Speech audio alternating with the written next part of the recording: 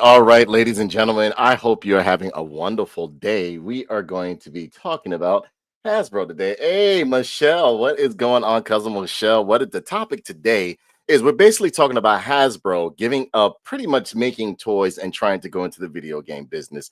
And as a longtime collector, as well as yourself, Michelle, and my man right here, Mr. Arls. Yeah, RO Steves and the bees, you busy. Yeah, we will be discussing what we think about Hasbro going into toys, how it's going to turn out for them. We're giving our predictions and pretty much stuff that's based off of facts on what we think. Let's give a big shout out to AKA Mr. R.L. Stein, AKA Count Kenny, AKA Mr. Galvatron, AKA Serpentor, AKA Firefly. Don't look at my face. The mysterious mop assassin. Here he is, ladies and gentlemen. He is here.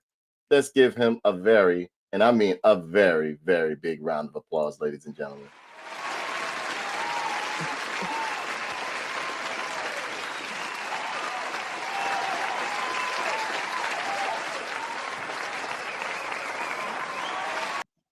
So what you been up to, Kenny? What's been going on this week, brother? What has been going on? Oh man, my left knee feels like an action figure. But the price is right. Yeah. Tell us what's been going on, man. Oh no, it's not, man. My left knee just been feeling like a loose action figure piece, like it's about to fall off my body any moment from now. So it's all good. Yeah. Yeah, having one of them weeks, man. Especially because it's been raining and it's cold and shit, so it's been feeling extra loose and nice. You know? Again, that endocrate that you suggested is working very, very good. That shit's tremendous. It's working very good for me. I mean, I absolutely love it. It's a game changer. No bullshit. It's good for limbering up, getting loose in the morning too. I agree. Yeah. I agree. I totally agree. Yeah, but man, we got a good show in store for you guys here. Kenny, tell them a little bit about yourself. Anything you want to advertise before we get started, or we gonna just get it going? Let them go. Let them know. And you know what, ladies and gentlemen, before we get started, we're gonna open up one action figure, and this is my man. I've been waiting to get for a minute, but we're gonna bust him open, and then we're gonna go into the Hasbro debacle. I call it a debacle because it's we'll give you our opinions. But anything you want to talk about, Kenny? Anything, games you've been playing? Any action figures you've been collecting, or stuff you picked up? Shit, I still need to open all these Storm figures I got in the mail. I got like Luke and Morgan and Wolf from Virtual Fighter. I got a whole stack of shit to open up, man. So it's just a matter of me getting to it hopefully later today. Yeah. I got believe it or not, I've been looking. I never got around to getting this figure, right? So I happened to get a hold of him, and yeah, I got Mr. T. Oh, nice. Mr. Nice. T. Love I this don't want to figure. hear that jibber jabber. Got that Love this Mr. T figure. figure right here. I Go got open him on that up. eBay for a real cheap price. I got him for like $20, bro. Oh, that's what's up. Yeah, some $20, and the dude gave me free shipping with it. But I You got saw to he open had it a up. bunch of them. So I think he was trying to liquidate them, and he thought this was possibly gonna. And don't get me wrong, I love Mr. T. I love, like, Mr. T. But I don't think he sold how he thought it was gonna sell. You know what I'm saying? So he had to liquidate. So he's trying to get rid of them. If you want me to give you the link, Kenny, I can. You know Yeah, what I'm shoot saying? me that. Shoot me that. Yeah, I'm gonna shoot it because he got a bunch of them that he's just trying to get rid of. 'Cause What's that, Mr. I even Blair? asked him beforehand. I said, "Is that the whole figure? Or are you just selling the box or what?" Because you got to be careful on eBay sometimes. You know what I mean? Yo, does he have like an 18 fit or what he got on? I don't know. I'm about to see right now. This is my first time. This is my first time busting this guy open, man. So you're about to see right along with me. That might be the first WWF figure I've seen you open. Really? Oh no, I got a lot of wrestling figures. I just, I just never really get around to doing them, man. But I'm gonna start busting them out. And yeah, I'm a fan of classic wrestlers like Hulk Hogan, Ricky the Dragon Steamboat, all that stuff from the 80s and early 90s, like the Attitude Era too. You know what I mean? Yo, you remember that one time where they had Undertaker get kidnapped by terrorists? Yes, I remember that. Yep. Yeah. Tremendous moment. He had a whole Muslim arch enemy and everything too. Motherfucker really did call in a bunch of ski mask goons with desert camel pants and turtlenecks. Yeah, I remember that joke. I'm telling you, it was wild during the time when, I wouldn't give up my childhood for nothing. My youth for nothing, man. We had good times, man. We had very, very good times. Very good times. Give me a second, ladies and gentlemen, for me to share this link with some friends and associates, and we are going to get it going, okay? And no, I could have done an advertisement for this, but I was busy doing a couple of things. So, and ladies and gentlemen, if you're here, please give it a like, give it a thumbs up, give it a like for the algorithm so we can get put in that thing. And here we go. We'll do that on YouTube right now. Get you a like.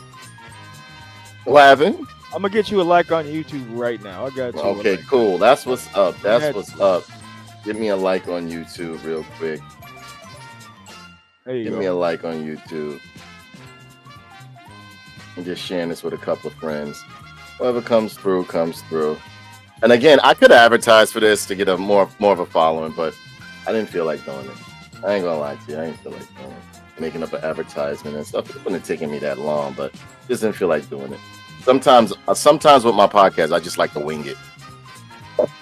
The best ones happen just like that. Yeah, that's true. That's absolutely true. That's really true, to be honest.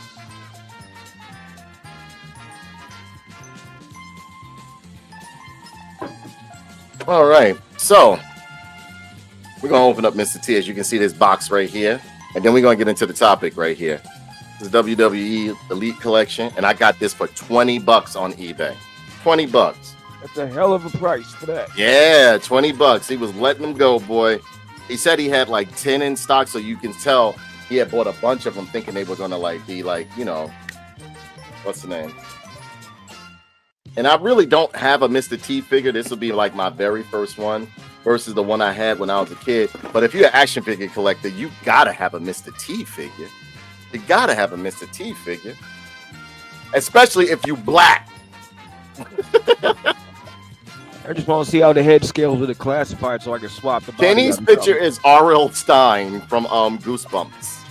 No, that's really PK me. has joined us, ladies and gentlemen. That's PK really me. has No joined us. newest Goosebumps joint coming out next month. Yeah. Ladies and gentlemen, give a big shout out to my man PK. PK over here. He is 4GQ TV. Check out his channel. He's also an action figure collector like myself, and he plays video games like myself. He is also a podcaster. He's a man of many hats. So give him a big shout out. Let's give him a big round of applause for PK right here.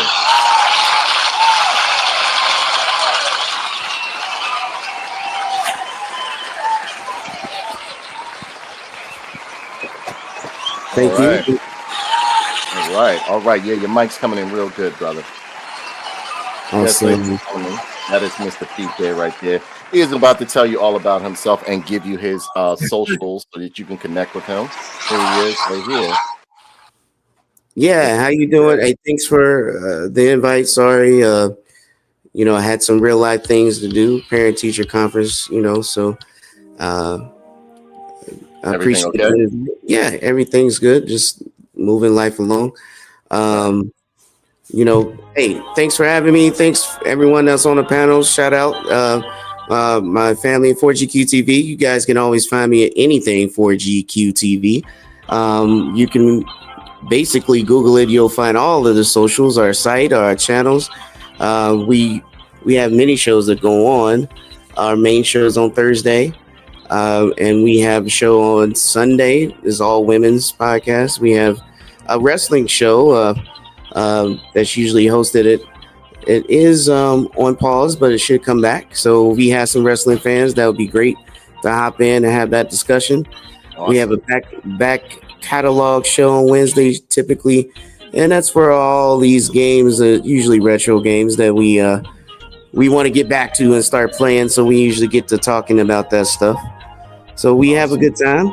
We are definitely into all pop culture, no matter what it is. I don't care if it's anime, cartoons, comics, manga, games, music, etc. So we kind of do it all.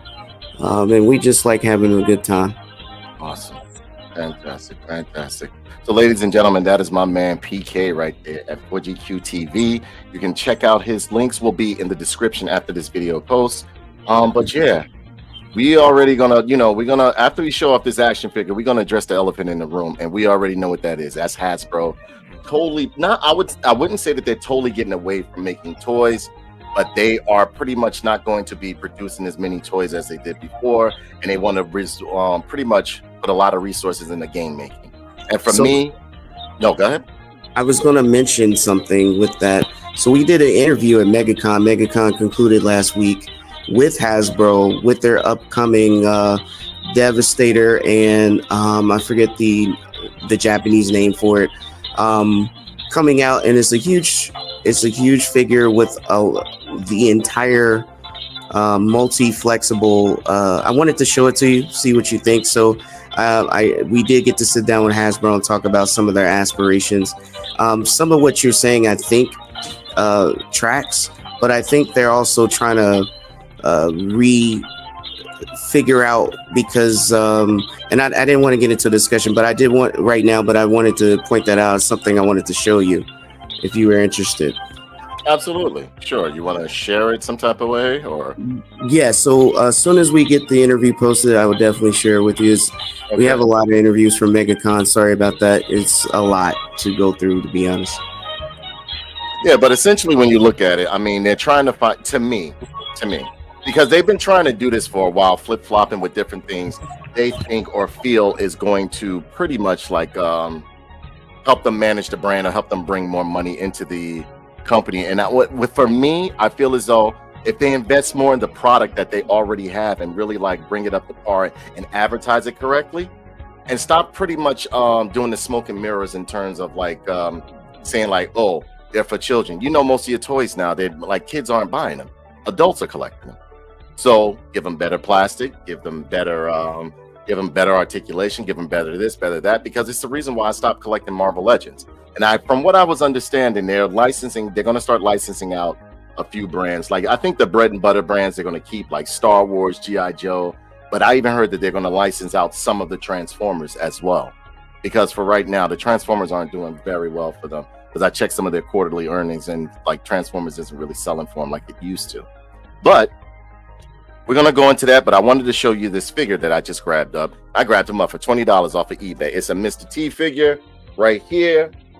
This one is the one from Mattel. As you can see, beautiful box right there. Has a nice insert in the inside. Got a beautiful picture of Hulk Hogan and Mr. T when they were the wrestling tag team partners for a short time. And because didn't he start out as a referee at one time too? Didn't Mr. T, wasn't he a referee at one time as well? He did do referee. Right. And him and Mike Tyson. Yeah. Mm-hmm. All right, and here you have the figure inside of the box. The box is actually really nice. Dope. Yeah, this is really, really nice. This box I'm not getting rid of because it's like a book. It opens like a book. It's done very nice. And usually, you know me, I get rid of the boxes. I don't be caring. But inside of the box, you have the beautiful figure right here. And the box is like, it's made of sturdy construction and good cardboard right there. It's not like some flimsy cardboard. And just for the fact that for nostalgia's sake, I would keep it for the images that they have of Hulk Hogan and Mr. T right there looking awesome. So yeah, the box is beautiful, beautiful. You have a nice bio on the back and it says "Pitied Fool." Is that a bio? Yeah, you have a nice bio right here. And if you want to pause this later on, ladies and gentlemen, you can read it. You have the logo down here for the Elite Collection, barcode, so on and so forth. On the side, it says Mr. T. And you notice they took away the WWF because they can't do that. You know what I mean? And it says Elite Collectibles over on the side, and a beautiful image of, or art image of Mr. T right there. and this is looking real good. And yeah, for the longest, I had never gotten this figure, but I like it. You got to, if you collect figures, you're an action figure collector, you got to have a Mr. T figure in your collection. Now, inside of the package, we have this beautiful. Now, he's a little bit smaller than what I expected, but it's still not bad. I'm going to show you guys. Let me take him out.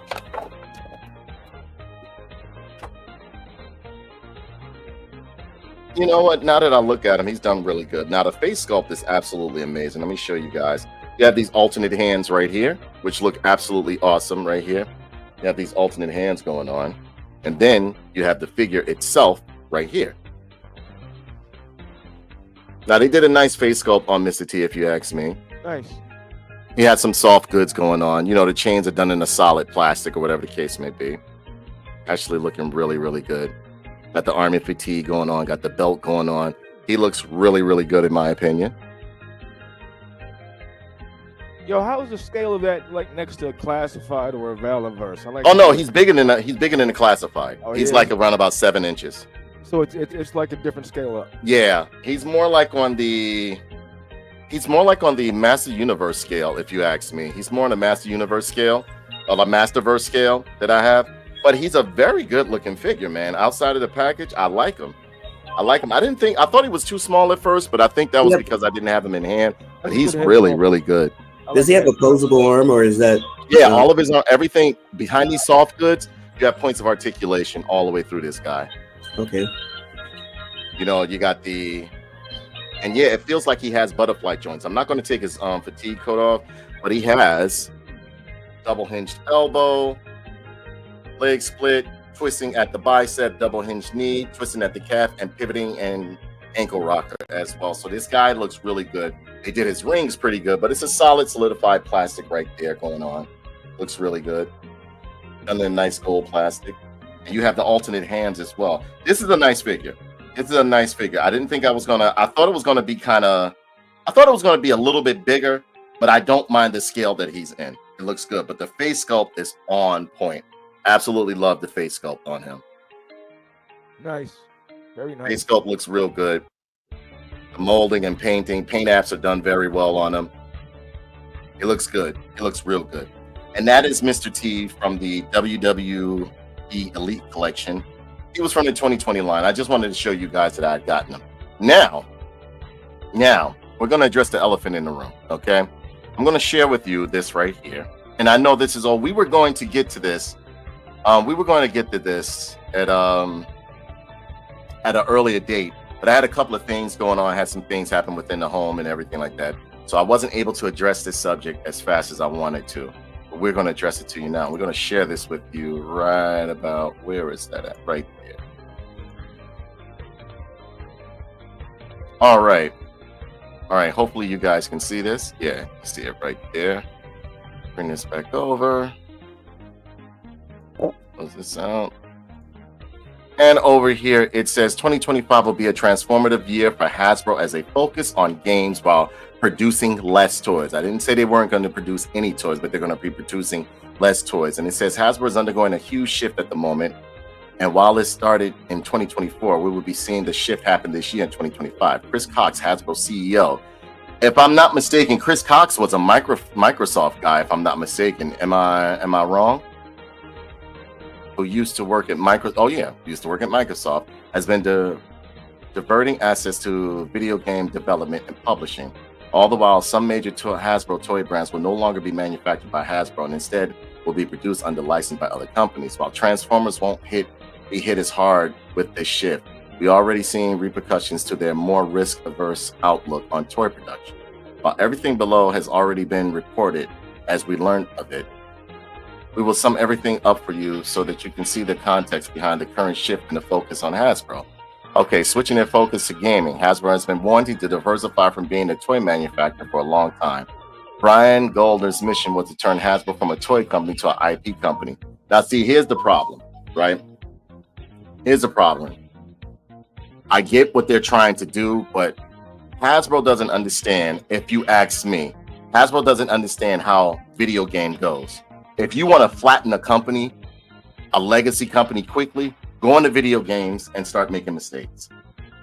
because the video game community is not as forgiving as the toy community is. The toy community, you make a mistake or you mess up something, they wait for the next one to come out. Whereas though the gaming community, I have seen legacy companies literally fold due to one game. And this is something I don't think Hasbro is fully understanding. Yes, I would say like have your feet into every little thing, test this, test that, so on and so forth.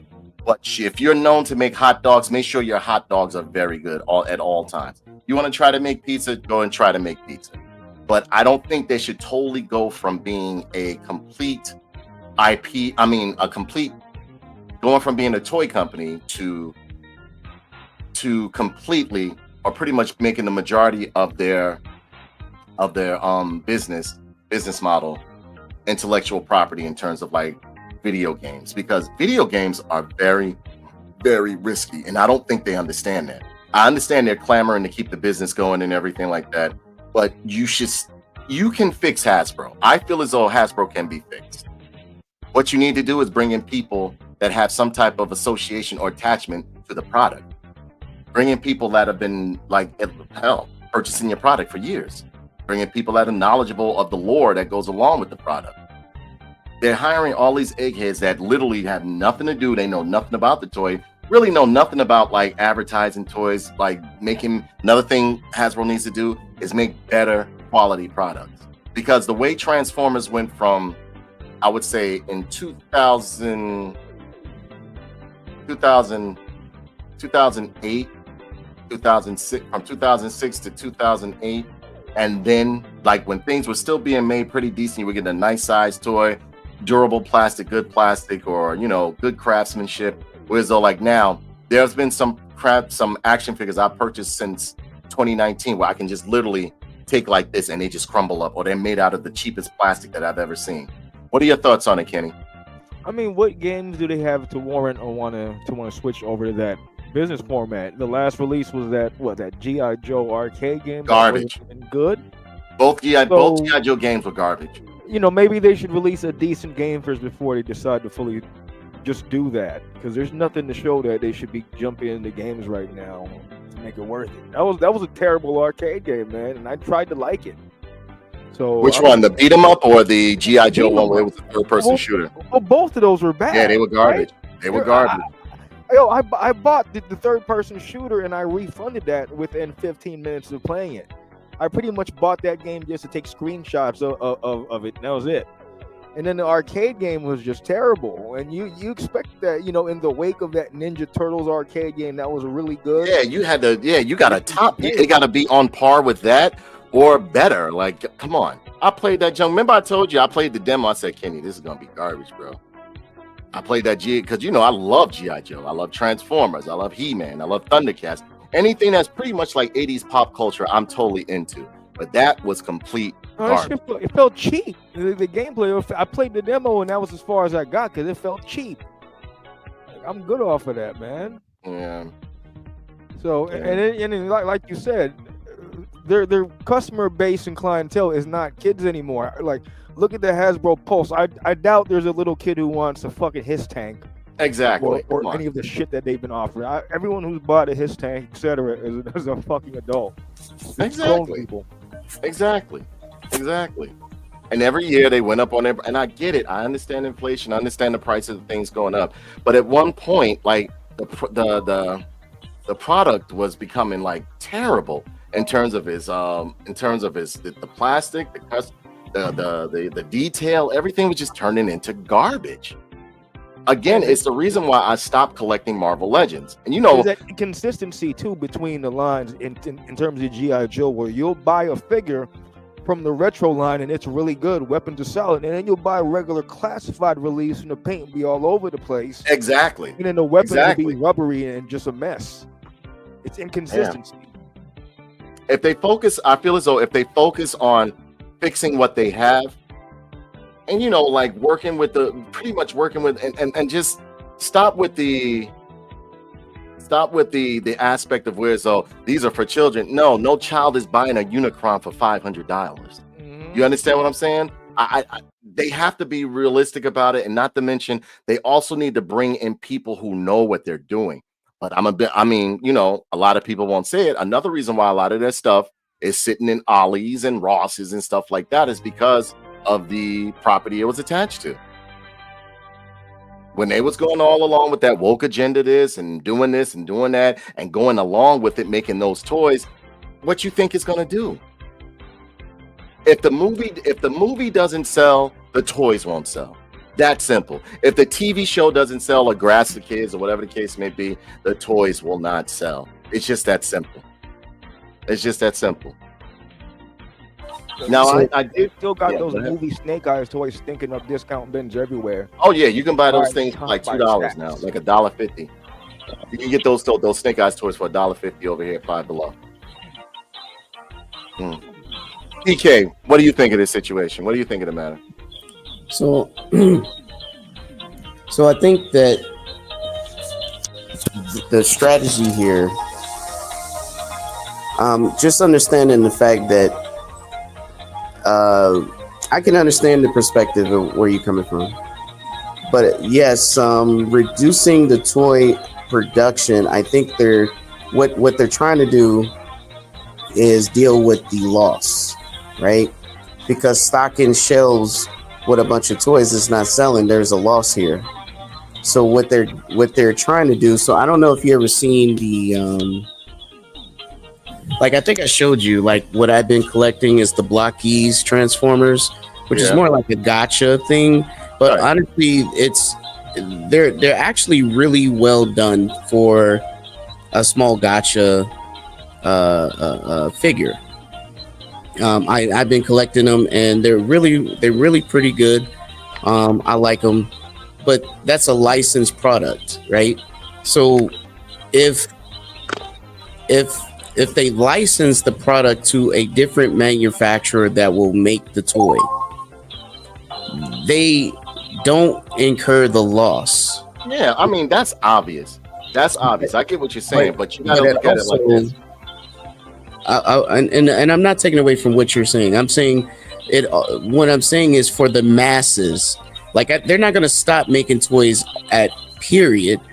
I think what it is, judging by some of the in conversations, is they're going to focus more on the collector's items from their own production, and then put out and then license for the common stuff to some of the other manufacturers such as Blockies and whatever deals they got, because they can incur the loss, or they can put out better products quicker without Hasbro being involved. It's kind of like so as we all know, like Apple devices or iPhones are not made in America. They're all made in China, right? Yeah.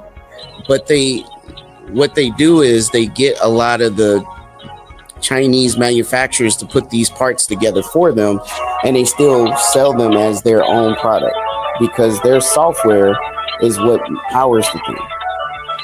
So the idea would be to try to diversify Or minimize risk when it comes to things that they're selling. right. Because of the simple fact, but see, you know what? There's something that got them there. It got them here though, and that was like making bad products. And yeah, we all know. Like I said before, we know kids don't collect anymore. The ones collecting are people like myself, like Gen Z. Gen Xers and the millennials. We're the ones collecting. But wait a minute though, we do collect, just not in the same way, right? Because the Pop Toys collection, people go crazy about collecting that stuff, right? And it's not just those things, it's whatever is hot right now. So you touched on something that's important that I that I think that Hasbro fails to understand. Like they have some sort of deal with Paramount, right? To license to do their movies. Right. Here's a problem. They're not making Paramount focus on what makes the product good. We discussed it. Paramount had to go back to the drawing board on Sonic. Am I wrong? Sonic the movie did well, Yeah. not because they did it the way they thought and designed it in the first place. They just got a huge backlash and they had to go back to the drawing board. So my thing is they did it the way fans wanted it and it worked. Now all the Sonics, look, Sonic might not have, and I'm not even gonna say love the Sonic films. Well, sorry to interrupt you, but I love the Sonic films. Absolutely love them. and forgive me, I'm trying to give like some sort of a relevancy here. So Sonic IP, right? For years, Sonic had terrible games. The most recent ones, the last two, have been the best they made in years. However, he sells because of what they put out. His toys still sells, his model kits, his figures, his statues, all of his it still sells because of what the movie is doing well.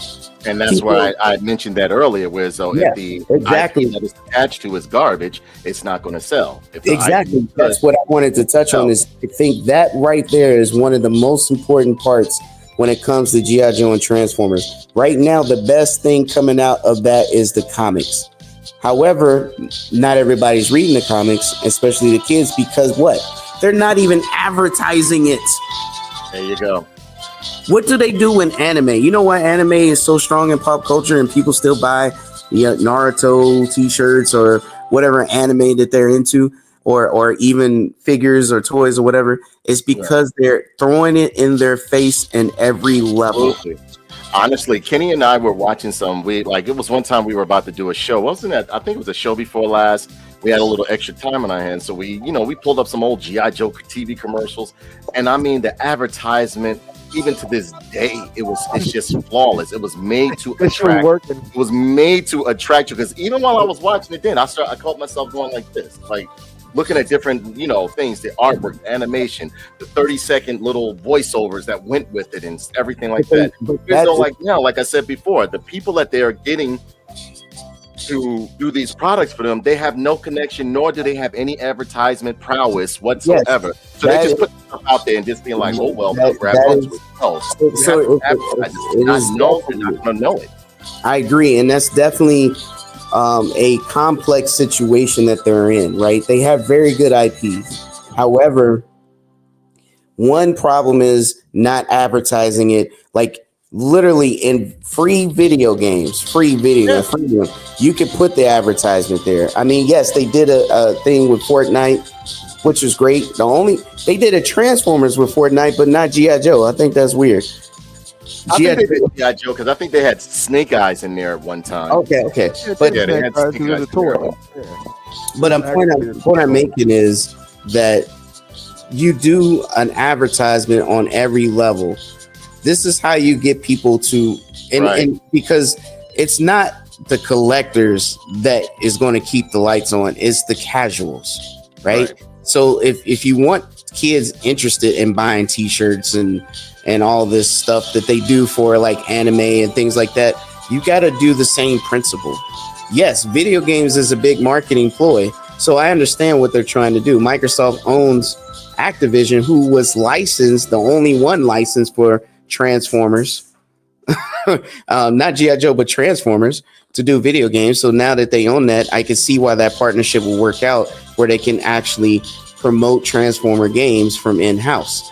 But what I'm saying is, you got to do more than just that. You can't bet on things. You have to understand the IP is bigger than that. You know why Pokemon is the biggest IP, one, and if not the largest IP, I think it is the most profitable IP in the entire world. Not because they make sure. Not because you are a Pokemon fan, but because what they do is, and I'm a Pokemon fan, and I will tell you, the games are the main series games have been terrible for years. All right, just being real, but they don't care. They don't need to be great because they have created a product that sells itself. What they do is they know they're going to launch a new series or a new season of the anime in the fall. So they launched the video game alongside of that. They have you see what I'm saying? Their strategy is It's the same. You know what? All they need to do, honestly, if you ask me, all they would need to do is take like some of the 70s, 80s strategies or 90s strategies towards their toy advertisement or whatever product they're trying to advertise, and they would sell. I did not know of a lot of stuff or a lot of the action figures that I started collecting as a kid until I saw the advertisement. Then you would see the cartoon or something. Exactly. And then like a good like right after the cartoon go off, new from Hasbro, they such and such and such and such. Yeah, exactly. But you see where I'm coming from. Absolutely. Is like, what I think it is they lost their identity when it comes to touching with their true core of what brings people to these IPs. Well, you also have to understand too is that now this generation that's pretty much managing Hasbro and all these toy companies, most of the people that made it what it was, they're gone, they're dead, or either they're retired, or I'm not disagreeing. They have no idea what they're doing with some of these IPs. I mean, I looked at the board. There's some older people there, but it's just what are they doing? They're a little out of touch with understanding how to connect with the next generation. So right, exactly. And what I'm saying is, if you take a look at the success of what Pokemon does, right? They sell toys, everything. They 100% always do that. I'm not collecting Pokemon stuff, but I know for a fact they are doing that, and they're not taking losses. No, they're not. What I'm saying is, you actually have a point there. You actually do, because you know what? When I go to Target, right, they have a Pokemon section, or what they call what I call anime section. Yes. And the Pokemon, like even down to the Pokeballs, they're gone. Bro, they have their own theme park. They have their own theme park. Right. I'm just saying, like, that IP prints money. Right. And what I'm saying is, it does, and some of the stuff is really good. It is high quality, don't get me wrong, but some of it is not, and they don't care. But what I'm getting at is, if you want to get G.I. Joe, Transformers, or any of these things to that level, stop putting it in the hands of people who don't understand what makes it great. Exactly. I totally agree. I've been saying that for years. You got to have somebody that does not have a connection to the IP or the source material or the characters or the brand. Do not. If they don't know anything about it, not hire that person. They're not going to care. They're not going to give you the same energy that they need to put into it as a fan, or who would like to enjoy or get engaged. So that's why the Transformers and G.I. Joe Energon comics are working and selling out. Dude, they're in their 13th print. I've never seen a comic go into a 13th print. That tells you how great this comic is selling. Like, this is insane. And I was just in the comic shop, and a young reader coming in trying to get started. That is the problem. They're confused. They don't know where to get started because they're not advertising this stuff. You need to connect everything on every level.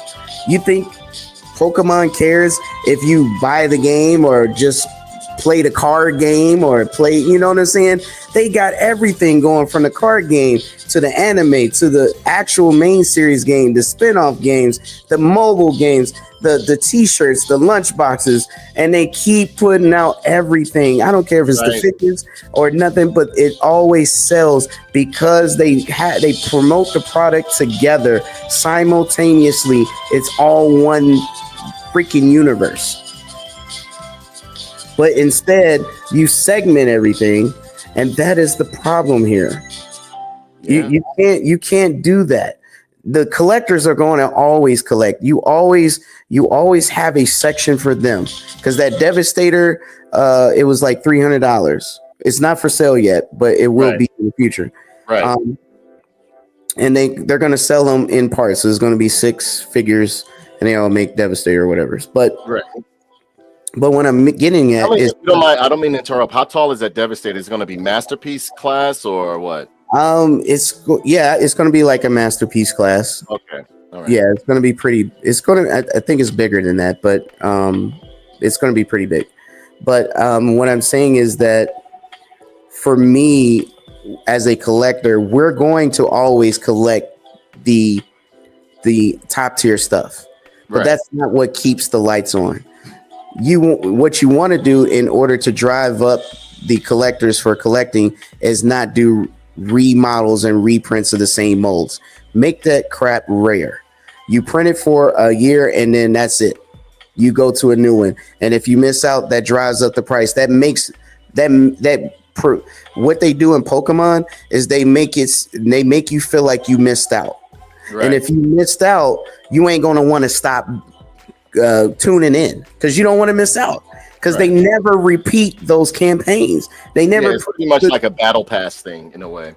Yeah, they do it in a way where they make this like a carrot in front of a stick. You feel like you're gonna miss out if you stop for a while. So if you make it like that, you're right. Because I mean, like there was this big. I was on YouTube, and I'll be watching shorts, and I was on YouTube watching some shorts, and the lady came out with like a palette full of Pokemon cards, and the people went bananas over the Pokemon cards. Now, see, again, I don't know what's going on with the Pokemon cards or anything like that, but they're like literally ripping the palette apart and like tussling at each other to get the cards. I was like, what the hell? Like, I had to ask somebody, like, what is the big deal with the cards, or like, what happened? It's like it's almost like Magic the Gathering, right? So Magic the Gathering does not reprint their stuff. Like what their cards, if you see a card that's worth $5,000, it's gonna be worth more because they won't reprint that mug. That thing is definitely rare for a reason, and that is the point. If you want collectors to invest more, you make it so that they feel like they're being left out. And trust me, like FOMO. Yeah, they get the FOMO feeling. Yeah. Yes, but for as the masses, what you want to do is do like how Pokemon is being done. Right, because there is Pokemon high end collectible items, and there is not. Right.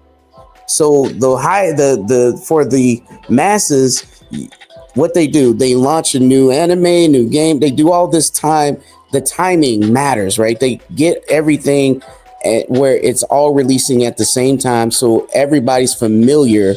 When I say everybody, I'm saying kids and adults are familiar with what this is. No, these were adults I saw ripping at each other and like No. I agree. It's always in everything. Like one guy snatched the other one, he pushed him, and I was like, what's going on? Like, But you see what I'm getting at. So, like me being a huge Transformers fan, it would be great to have a cartoon geared towards the older crowd, that the people who want to buy these collectibles or whatever. You could still do a cartoon for the kids, kind of like it's hard for me to explain, but I'm trying to give you examples. So kind of like a rescue bots thing, and we would get the Prime thing, right? It's like G.I. Joe with Resolute. We had Resolute as like G.I. Joe Resolute was that was fantastic. I love more of that. If love we would Resolute. Get more, but you see where I'm coming from, right? So since the comic is doing this Energon universe, relaunch the brand with that Energon universe. Then now you're doing now you're advertising cross-brand IPs, and they feel like it's a huge thing they need to jump into. Then you could do the Fortnites. Then you could do the Apex crossovers or the Overwatch crossovers or whatever. Right? You could do all these crossovers to continue to advertise your IP, and people feel like they need to go in. It's kind of like a McDonald's commercial. Trust me, they've been doing this for years. You ever watch one of those fast food commercials and then the burger looks like something you just got? Yeah. And it's never like that when you get it. But the point is, they make you feel like unconsciously, subconsciously, you got to go get that. Right.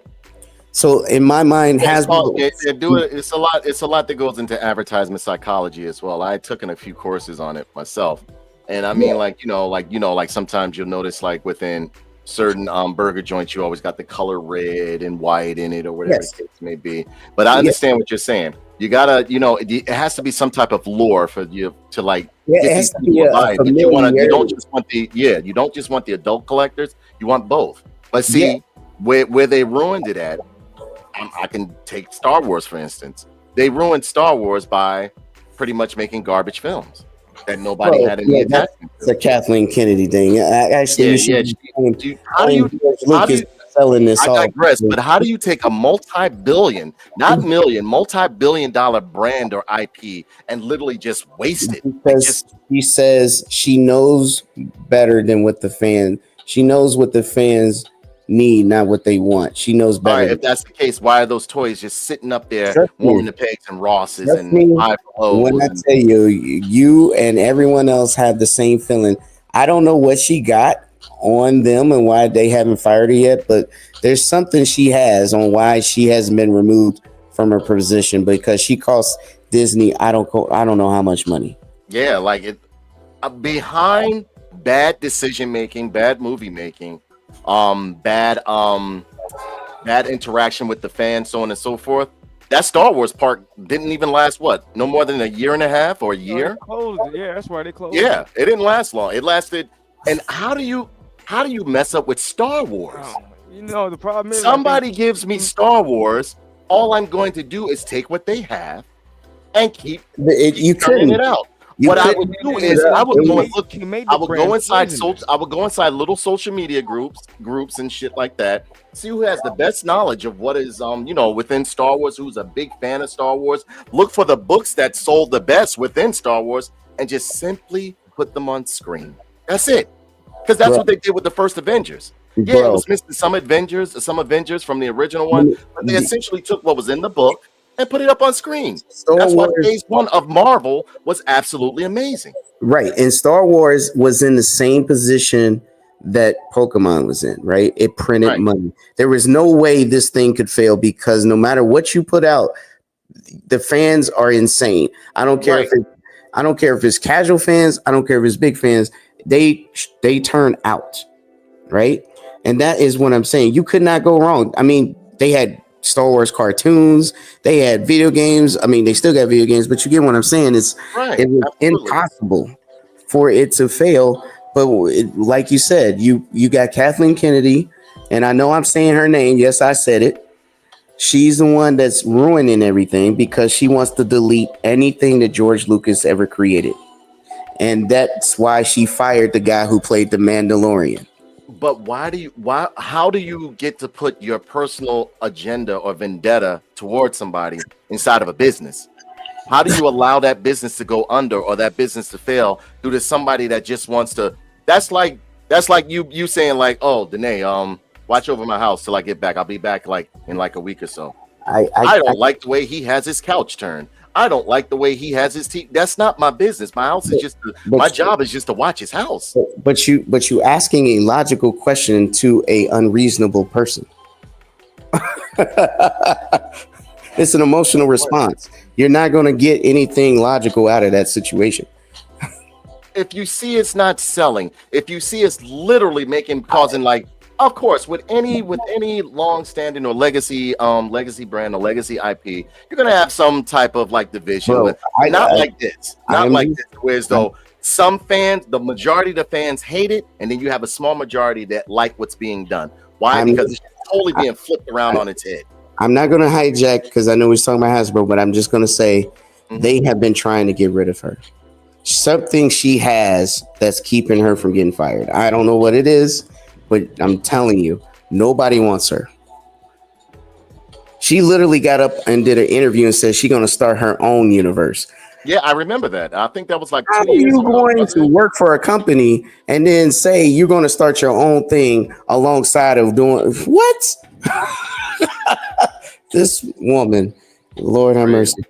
Crazy. Anyway, There's no way, wasn't it? That shit was. Again, I'm a long-time Star Wars fan. Actually, Star Wars action figures by Kenner is what got me into collecting, along with other action figures. But the ones from Kenner is what got me into collecting. My pops used to go to the Kenner warehouse because he had a friend there, and he'd just come home with garbage bags full of. Same thing for Kenny. Kenny used to get like garbage bags of action figures and stuff like that. It was like Visionaries and shit like that.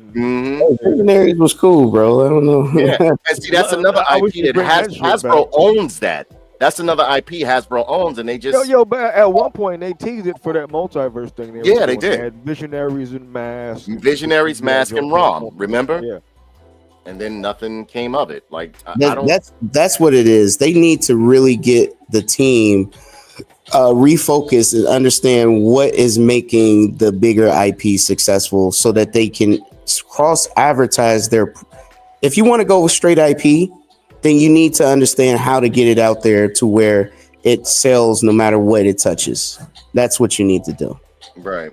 The thing that concerns me about Hasbro, because yes, I do have a soft spot for Hasbro, Mattel, because those are companies I grew up loving. You know what I mean? Do I get pissed off at some of the business practices and the decisions that are being made? Absolutely, because I don't want to see the company go. But what I really don't think they understand, and I mean, like, I can actually say that some of these businesses have no idea what they're doing. I don't think they, by them, no, and I know they're not just going to totally give up toys, but I don't think they should put too much into this video game thing, because video games are a completely different beast. You going from selling weed to selling dope, brother. And video games, I've seen video games, or like one bad game flatten a company.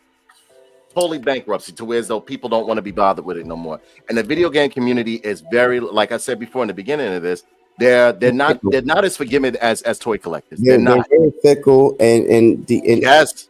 I don't mind having a focus in gaming, but not a main focus. Like I like the thing is we I think we hit what needs to happen here, right? Have a toy line made by Hasbro that's specific for the collectors, so you can actually put the quality that collectors are looking for. Right. 2, it's okay to license out the IPs to the other companies that can. Yeah, well, they've actually been doing it with G.I. Joe and other stuff. They've been doing it because Super 7 has some parts of them. Yeah. It's other companies that have parts of but that works because they take the loss and you don't, so you can actually move your investment into how can you advertise your IP cross ways. So if a company, there's a successful comic line, why ain't you talking about it? Right. But this is the thing. I don't think they understand how. Yeah, they do, and I understand they're a multi-billion-dollar company, but at the same token, I don't think they understand how gaming can literally fold their company. I don't really think they've taken it into consideration. And one the Transformers game that was being worked on just got canceled like a month ago. It just got canceled. Think they know what I think this is.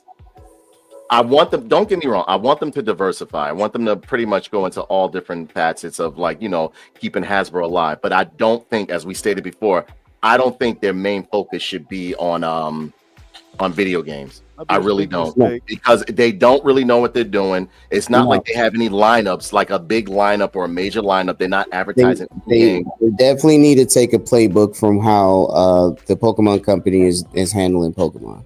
Yeah, that's what they need to do.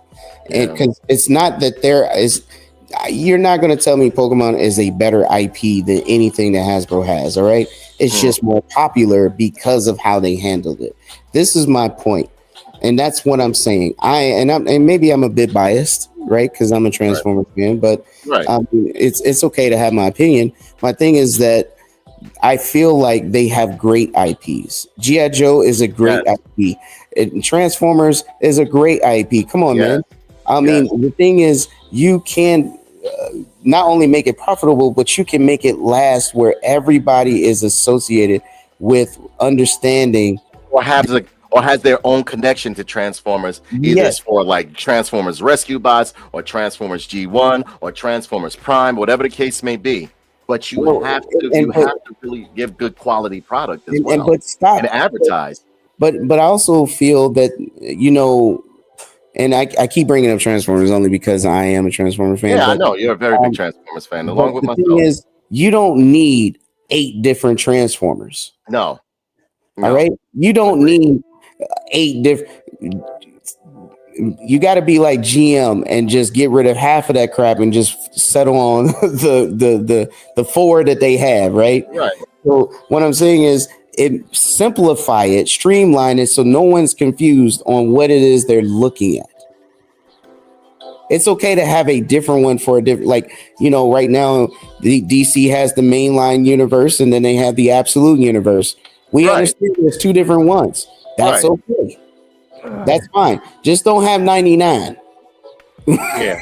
Then Yeah. you confuse everybody, and then there's no way they can relate. So don't have a Bayformers universe. All right, scrap that. How about I'm gonna be real. I know a lot of people may not have seen Rise of the Beast, but I think Rise of the Beast was great, and it was made by a fan. Right. And you can tell because he took extra care and a lot of things to give feedback. Now, why did Jazz not appear and then somehow it was Mirage? I think that was a Hasbro call. See, this is what's making me mad. Yes, I'm not saying Transformers have a race or anything, but when you think about it, Jazz was always, he's associated with black and brown culture because he loved hence his name Jazz, and he loved Earth culture, right? He's down with the hip hop game and everything. But what I'm getting at is now you're disenfranchising people because they don't know who is who. All they know is Bumblebee and Optimus. Yeah, I never understood why they I never understood. And then the thing is that you make Bumblebee pretty much like you bring him to the forefront as like the token Transformers for Transformers, and then you give him pretty much side swipes or Sunstreaker's body style and everything like that. I'm like, what are they doing? But the personality that they gave Bumblebee was that of side swipe or Sunstreaker.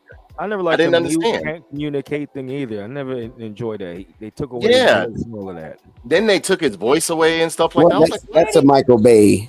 Then why did they keep up with it though? Because it's a Hasbro decision. Think about what I'm saying.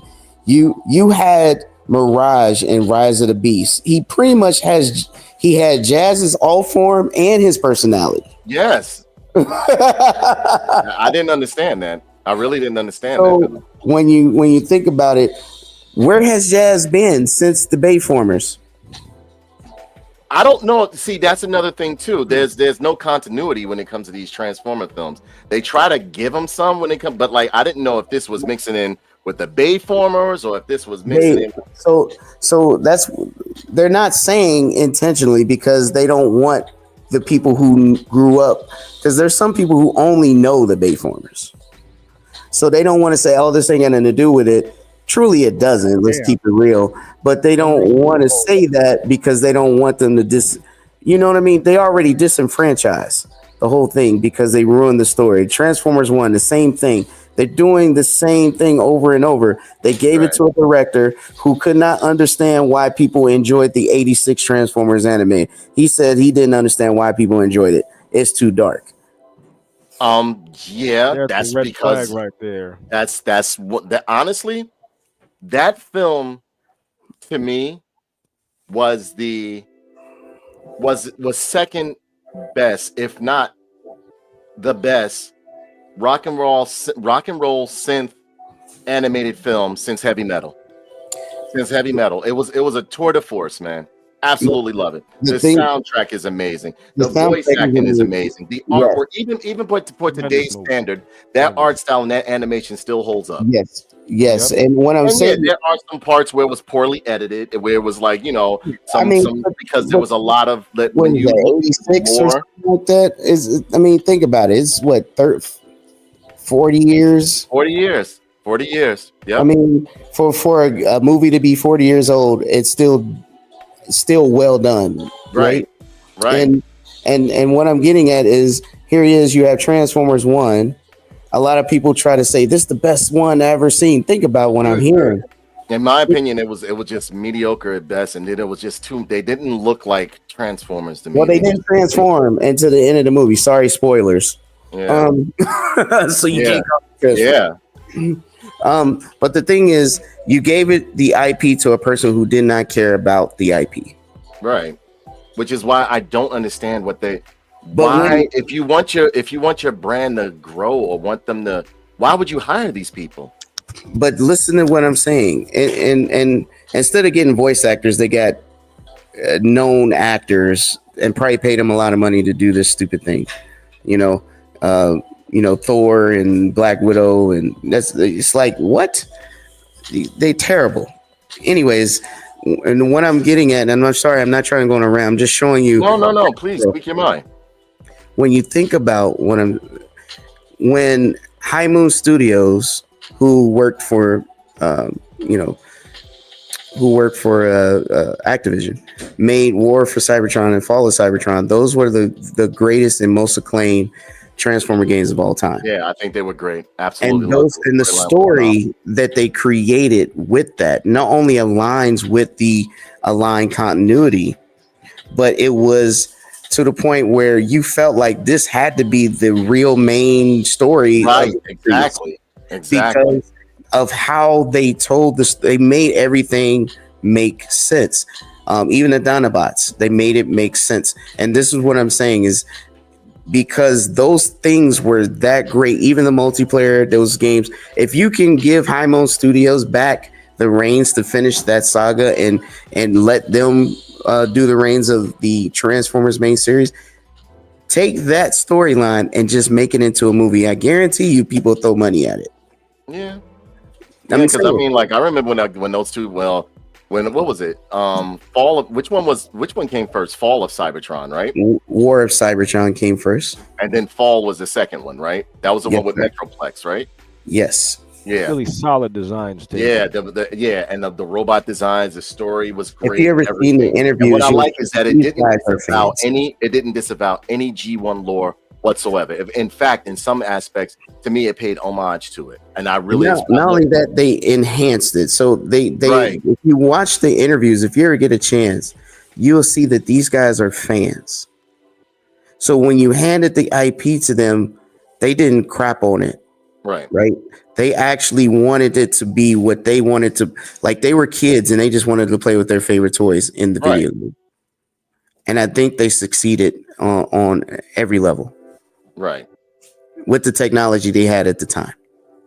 And if Hasbro can get to the point where they are doing that kind of work, then not only the one I care about the most, all of the IPs will be successful.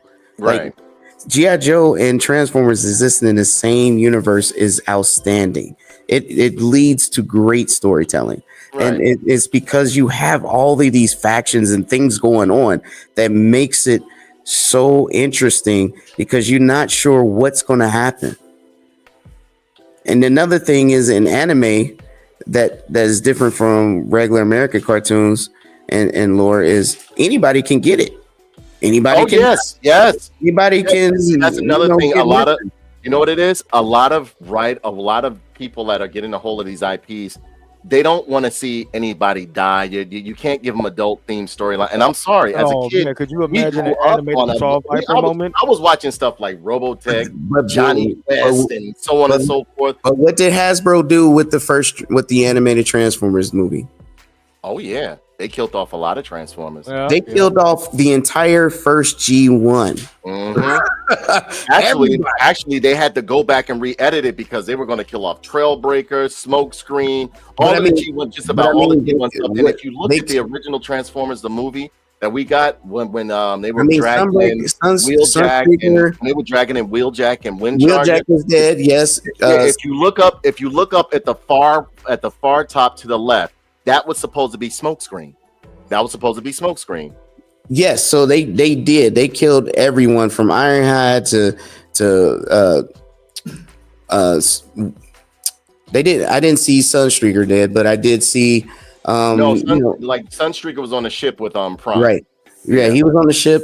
But I think Sideswipe was dead. I think they let Sideswipe live. They let Sunstreaker live for sure. But they wanted to, like, when that new they wiped everybody. When they were going for that what was that next wave of Transformers? Right, they were wiping away everything, and everybody had to go. But what had happened was it was a miscommunication between the animators and the writers, and they had to rush and get the product out because actually the movie was going to be more violent than what it was. But you see my out point. A lot of stuff. But you see my point. It was a pivotal. A lot of stuff. It was a pivotal movie but it made everyone interested because that was the first time. And don't get me wrong, even G.I. Joe's movie when Duke got shot. Come on, man. A lot of people was like, "Wow, this is Duke." You know, he getting wrecked, and you know they bringing in the new G.I. Joes. But it was another thing where though Hasbro made a bad decision because not too long after that, Transformers started dying. The G1 Transformers that I grew up with and all that other, like the series, the artwork became garbage. You can tell like they were just happening on the I mean, yeah, I agree with you, but I mean, died out. But no one discredited the movie. No, and what I'm saying is actually the movie did poorly in the box office, but its VHS and then DVD sales made it an icon or a cult classic. My thing is that there's nothing wrong with shifting to a new generation. Right. That gives you plenty of opportunity to make new toys.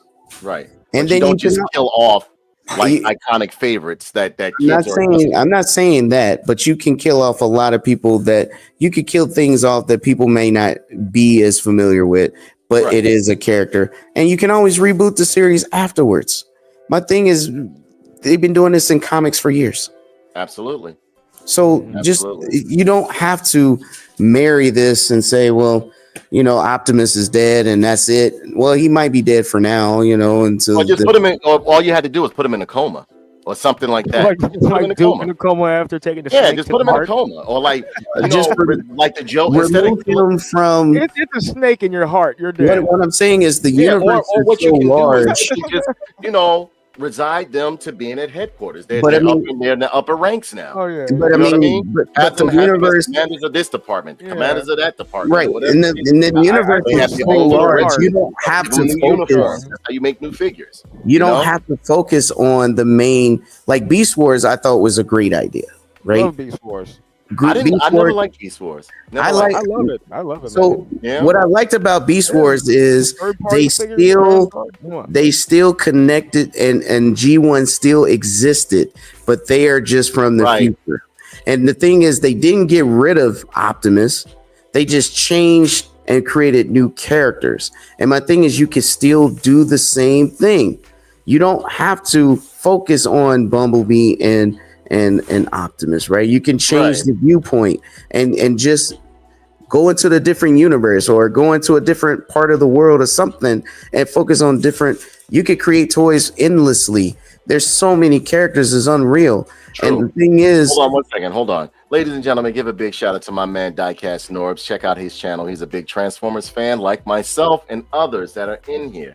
Yeah, Diecast, we're talking about Hasbro and them going into more so focusing on video games, and it got on the subject of Transformers and G.I. Joe and other brands that we love and everything like that. But yeah, going into what you're saying in terms of Beast Wars, what made me get into Beast Wars, because when I first saw it, I was like, oh my god, this is terrible.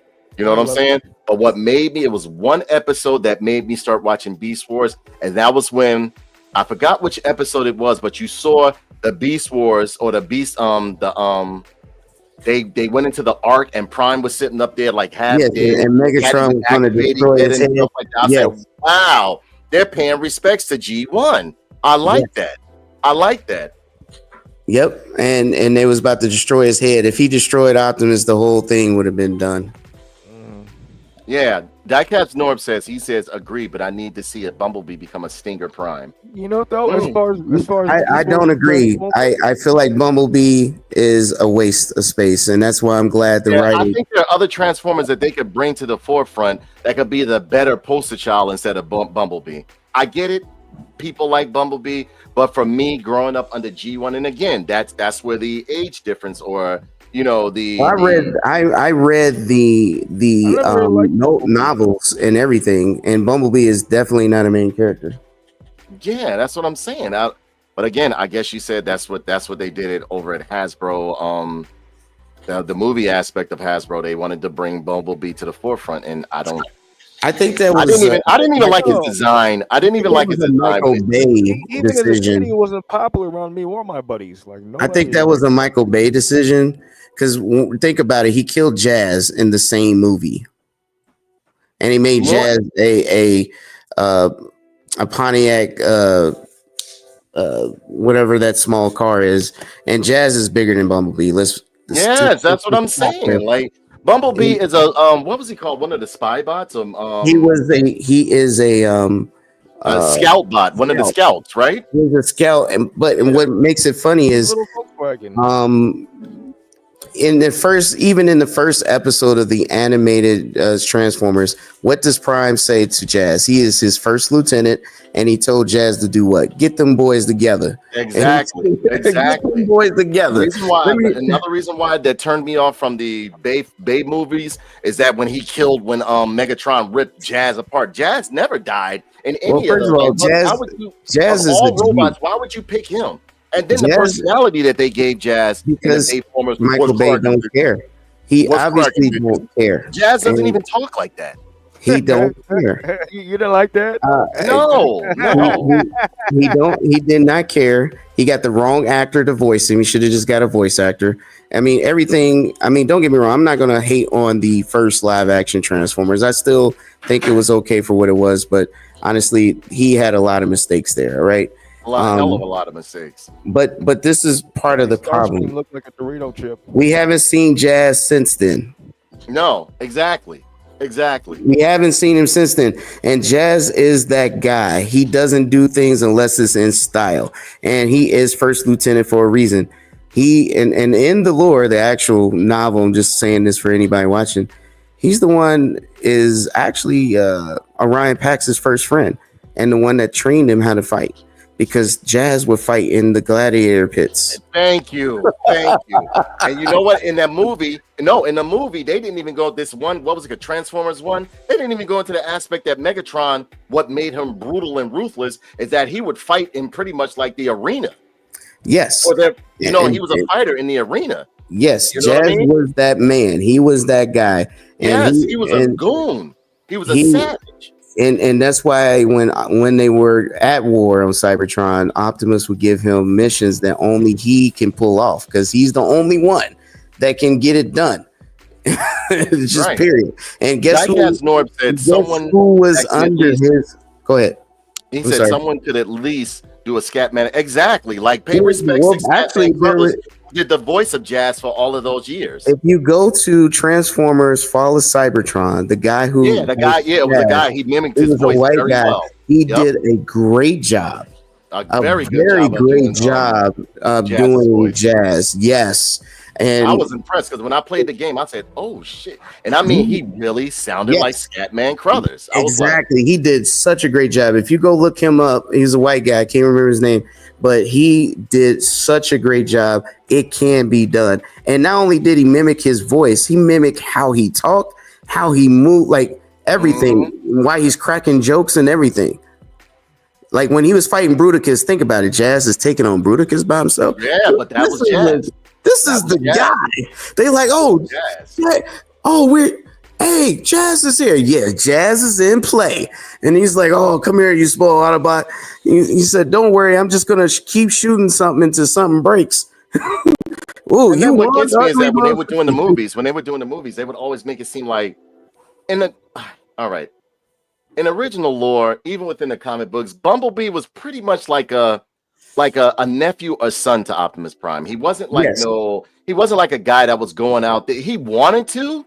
And if you really wanted to give that personality to somebody, you should have gave it to Cliff Jumper if you wanted to give have that personality guy in the comics right now.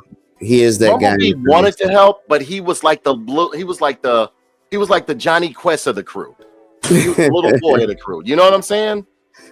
So that's kind of what I'm saying. Like, I understand that Bumblebee's popular. It has something to do with how, Michael Bay presented him in that movie. Honestly, Bumblebee is one of the smallest ones. He's same size Cliff Jumper, but they're both small. And yes, Jazz is bigger. He's also in charge of Sideswipe, Cliff Jumper, Bumblebee. Those are all his units. Even when you would buy the Transformers, you look on the rank, his rank was always high. It was right under Prime's. He was at second. He was pretty. It was him, Prowl. He and Prowl had the highest Prowl, rank. yes. Prowl is another one. Even though him and Prowl didn't get along very well, because Exactly. Prowl likes to follow not to divert, but Yeah. Prowl is kind of like a real shady motherfucker. You know that, don't He you? is. He always wants to follow whatever the rule or whatever that stuff is, and Jazz is like, nah, bro, we can bend, and that's why they never get along, because Jazz is all about just Getting it done, going with the flow, right? And this dude is not about that. He want to bend and everything. He wants to just do things according to whatever that is, and he's kind of like a Starscream to an Optimus. If anything, he wants to be the one in charge, but he's also jealous of Ultra Magnus, who also wants to be in charge, because Ultra Magnus is also in charge of the Wreckers. Whereas, and I know I'm going into a lot of lore, but point I'm making is this stuff can come out in different areas, in different cartoons or different movies and things like that, where you don't need a human to relate to. Exactly. You can put a bunch of robots throwing hands, and the first 5 minutes of the Bumblebee film is what all we would need, and promise you people would. Exactly. I'm gonna be honest with you, because when I saw them on Cybertron, I was like, oh, that's recognizable. I know who that is. Like, yeah, that's what we needed. That's it. All I wanted for years. That's it. That's it. But what was that? Diecast Norb says, I prefer G1B overall, but no one has gotten him as close. Only other Bumblebee that can be that part is Transformers Prime B. Guy was about Transformers Prime. Prime was good. I'm not gonna lie, and I didn't think I was gonna like Transformers Prime. But where was Gas? Again, I keep asking that question. Prime was great. Yeah, I like that, but where was Gas? I watched that because they killed Cliffjumper on the first episode. They killed Cliffjumper. Yeah. Spoilers. Yeah. But guess what? They killed off somebody. They still made his toy. They made his toy in multiple ways. They gave him his zombie one, his regular one. He was voiced by The Rock. And they even though they killed him off, they still made his toys. My thing is, you see where I'm coming from. You don't, just because you kill off a character doesn't mean he's gone forever. Yeah. But see, getting back to this thing with Hasbro, right? Yeah, sorry for going that. No, it's all right. I honestly believe that they really should watch themselves going into gaming.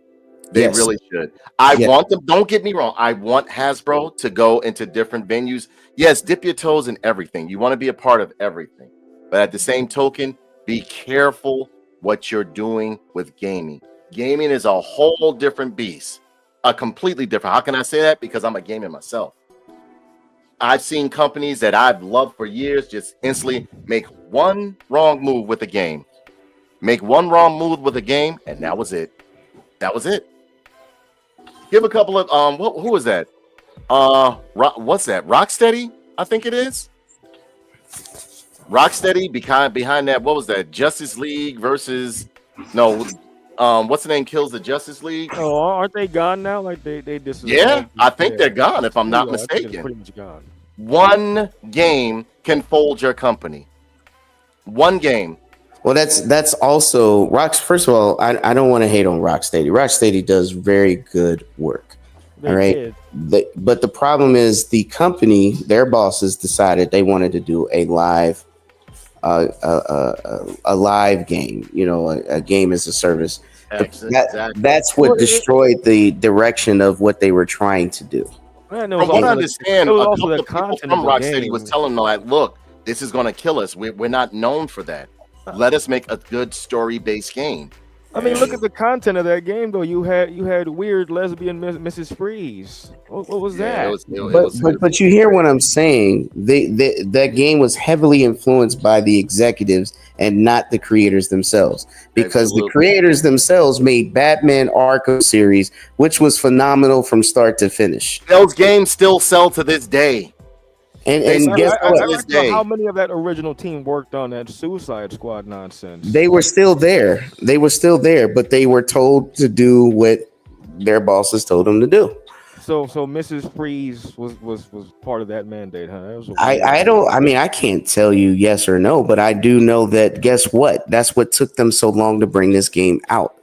It was delayed for like 2 years, and they had to scrap what they were doing because they were trying to build a Superman game. You get what I'm saying? They were trying to build a Superman game, and this is what it turns out to be because of the direction of what they bosses told them to do. Listen, I don't know all the behind the scenes, but I can tell you that they was not proud or happy with the end product. They just did what they were told to do, and this is what happens when people who don't care about the product get involved. It's an example of that. I remember Suicide Squad Kills the Justice League was up there for $3.99. What was it like? Killed the studio. Listen. I all I know is that now the price. I'm looking at Steam right now. It went back up to $69.99, but it was that game was going for $3.99. No, it was. They just gave it away for free for a month. It was free. Listen, I agree, and what I'm telling you is the same thing. What you just pointed out, they have to be careful because they have to make sure that the people who are behind the game are fans. Period. Yeah. High Moon Studios already set the bar, right? We just talked about Rocksteady. Rocksteady set the bar with Arkham series of games. Tell me, listen, the last game, and I'm gonna just point out the very last game, Arkham Knight, still to this day does not have a 4K version, doesn't even have a high def version of the game, but it still looks better than Spider-Man. And the shit sells. And it still looks better than Spider-Man. And guess what? They were fans because they took exactly what it's like to be Batman and put it into a game. Yes, they did. And they set a standard. And I'm not saying that Spider-Man is a terrible game, but what I'm saying is Spider-Man has 4K this and all this, but it still does not look half as good as Arkham Knight. I agree, especially that last one. I'm not even going to get into that last one. That last one was garbage. But as far as Hasbro, I honestly think I just want to warn them to watch themselves. You need to watch yourself. Invest. Yes. Just make your product better. But I mean, the guy who make your product better. You know what I'm saying? Of course, it's going to be a niche audience or it's niche collectors that grab up the stuff, but make the product better. Yes, because it doesn't make sense. It doesn't make sense. And a lot of the reasons why they're clamoring now, all right, we're going to go into gaming now, because you made a lot of bad business decisions when these IPs that you have. You supported stuff that you shouldn't have supported. You made toys for stuff that you shouldn't have made a whole bunch of toys for. It's just that simple. Right. You're hiring people that have no connection, as both PK and myself said from the very beginning, that have no connection to the brand, have no connection to the toys, have no connection to whatsoever. They don't even know what advertising is. And then what gets me is that sometimes they'll say, oh, there was no reference material for us to gather any information to put this out here, so that's why no, you chose to do it your way. You wanted to inject your own little ideals, your little virtual signaling, your politics and everything into a toy brand, into something that was made for children or something that was made for the collectors. And this is what you got. You got peg warmers now. That's what you got. That's what you're going to get. Now, now I understand Hasbro's trying to keep themselves alive because their investors aren't happy. You understand what I'm saying? The investors want that they didn't get a good ROI. So like everybody's pissed off. So they're clamoring to do something. They got to do something. But I will tell them this. Good luck on your venture, but be very, very careful what you put out there. Be careful what you what games you make and all that stuff. You can't just be half-assing stuff like you do toys. One wrong move with a game and you've lost everything. I'm telling you. Thanks. The gaming community is hopefully Microsoft gets High Moon Studios back to work on that third game they should have made years ago. Right. And then bring back community. Hasbro, I know you don't listen to me or you know who I am. If you happen to come across this video, know this: the gaming community is not as forgiving as us toy collectors. They're not. They are not. Here today, gone tomorrow. Yes. What was that?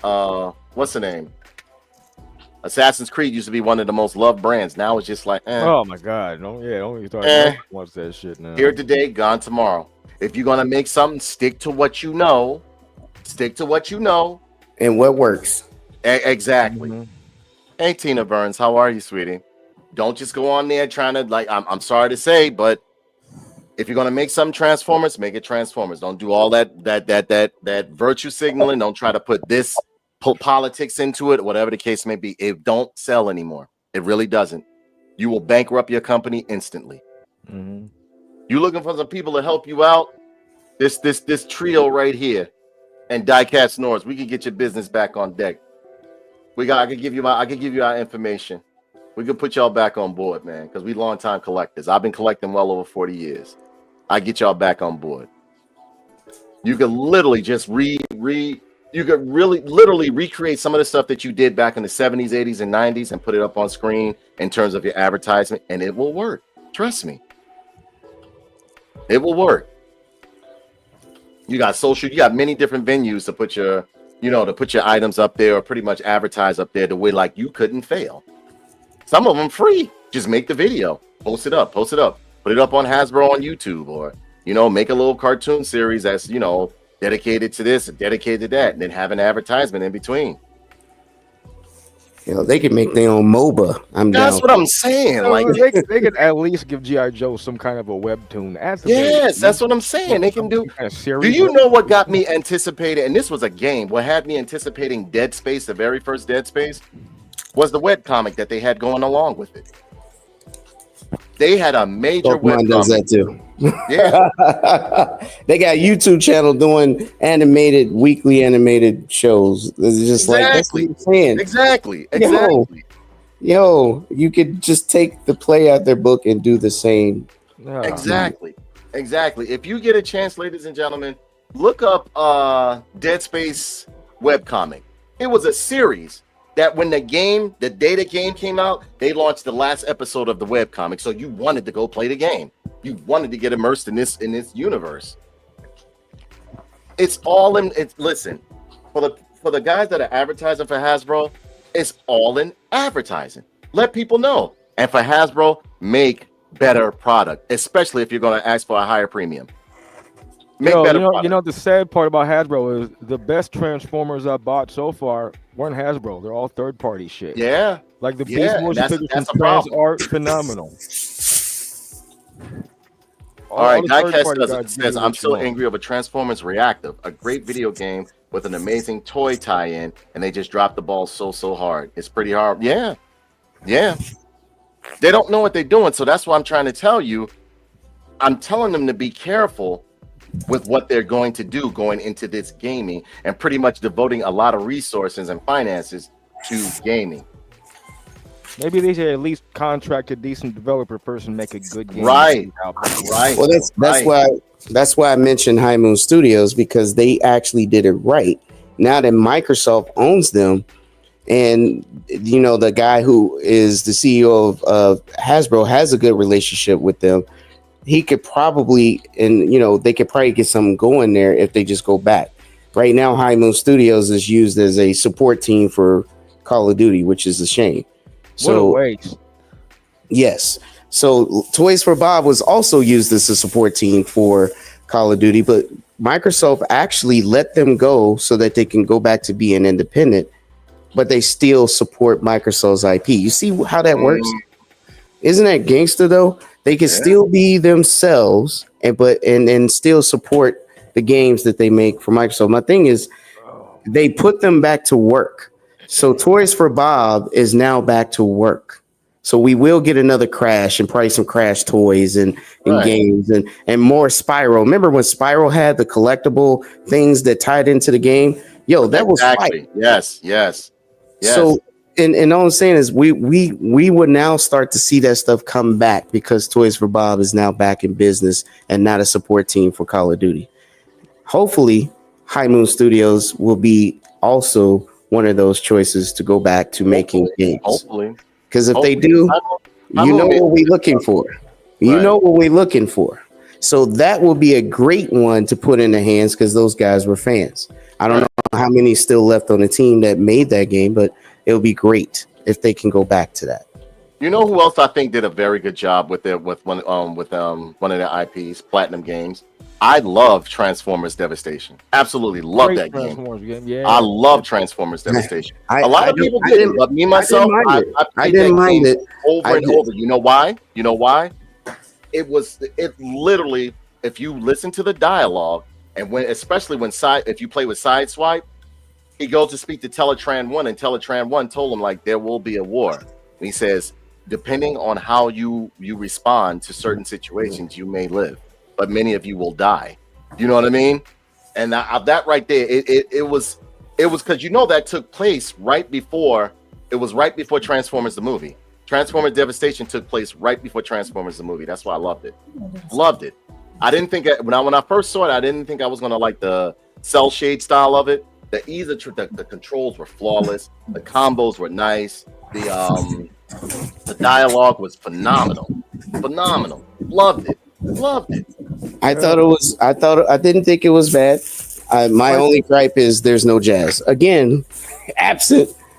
Platinum had a really. I don't know good what, Turtle but you know what it game was time too. also. I heard it was a problem with them using the name Jazz and also with the car model. It's not the problem with the name.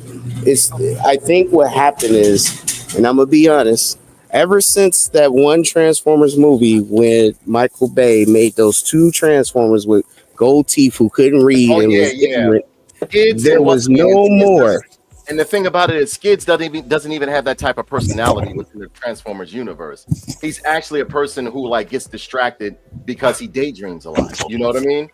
But I mean, let's keep it real. Devastator didn't have two bowling balls hanging from him either. So yeah, like again, I don't like those Bay movies at all. I really don't. I really don't. And I used to get into like debates with like, the newcomers or the normies and shit like that. And they would be like, oh, well, that's the problem with you old MFers. Y'all don't want to see. I was like, what are you talking about? Just to be clear, I think after that movie, because of so much backlash, because it tried to make it seem like, they don't have race per se, but, it was like like they're black Transformers and they are ignorant. Right. Exactly. There was so many stereotype characters in that Transformers. I was like, because like boom, everyone that was supposed to have a black personality or whatever the case may be, they either had to be hood, ignorant. Because remember that one part where Skids and his brother were exchanging dialogue. He's like, read this. He was like, I can't read. You can read. I was like, really? I was like, really? I said, really? I said, all right, Michael Bay, knock it the fuck off. Come on.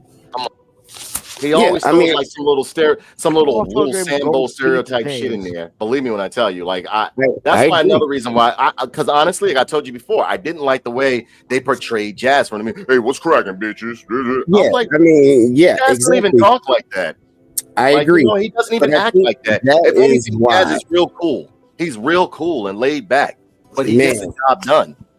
He don't just get the job done. Everybody believes in him. Like, yes, exactly. When they see him, they already know, hey, this man's about to get it in. He don't never fight a fight he can't win. Absolutely.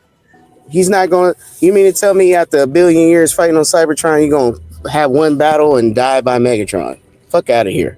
Yeah, Diecast Norbs is right. He said, isn't Porsche owned by Volkswagen? At the time, Volkswagen didn't want their vehicles used as weapons or warfare based on that time in history. We can't talk about. Yeah. But I mean, they don't have to use Porsche per se. It could be a different car.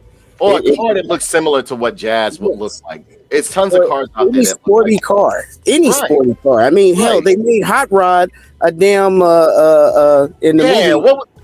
He was some Maserati or Ferrari or something. Yeah, I was like, that's not Hot Rods. But another debate. And he spoke French. Transformer films I liked. I didn't like the first Bay Teenage Mutant Ninja Turtles, but I did enjoy the second one. The first one, again, I couldn't get through 10-foot tall Ninja Turtles. Like Ninja Turtles, what you like them for is the fact that they're short. And they're fighters, they're ninjas. You know what I'm saying? He wanted them to be aliens. You know what I'm saying? He didn't even want them to be turtles. He wanted them to be aliens. And the only reason that's right. I remember that. Is because of so much backlash. You see what I'm saying? Michael Bay don't care. He's not a storyteller. He just he's good at explosions. That's it. He said he's good at explosions. But yeah, I don't know. Kenny, tell me what you think. Well, what do you closing thoughts on what you think Hasbro should do with as far as them going into like investing more into gaming versus their toys or whatever the case may be? No, diversify, but don't put all your chips in the gaming territory if you haven't put out any successful products yet. Put out something good that people can latch on to, get a feel for the market before you dip your toes fully. That'd just be fucking stupid. Right. You know, and as far as G.I. Joe, give G.I. Joe at least a damn cartoon. We don't even have a cartoon for anything. Right, that's what I'm saying. I mean, they do reruns on YouTube. I love it. Like I fall asleep to it sometimes. Yeah, I know. I got the same channel set on my favorites too, but you know, all the old cartoons can only go so far. I've ran through the regular G.I. Joe series. What's the one where they're on the run? Yeah, G.I. Joe Renegades. Yeah, Renegades. I ran through the marathon of that, and they just kind of sit in the background. But it'd be nice to have like a new cartoon or something more adult, like the continuation of Resolute, or maybe miniature movie. Or Energon.